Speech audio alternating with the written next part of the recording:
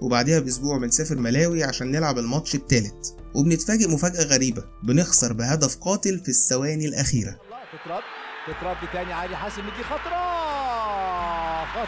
خطرة جوه جول، خطرة جوه جول في الدقيقة الأخيرة من الوقت الضايع. هدف.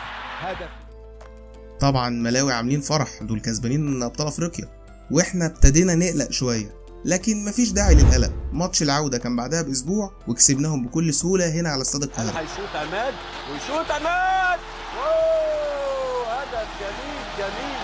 عماد متعب، جميلة من عماد متعب، يعني فيها نوع من القوة، فيها دماغه برجله وهدف. عماد متعب، شوف الذكاء بقى وشوف بقى، مش عاوز اقول على حارس مرمى ايه، في هنا ذكاء وفي هنا بقى يعني حاجة تانية غير الذكاء من حارس المرمى بتاعهم اهو، انما ملعوبة حلوة قوي.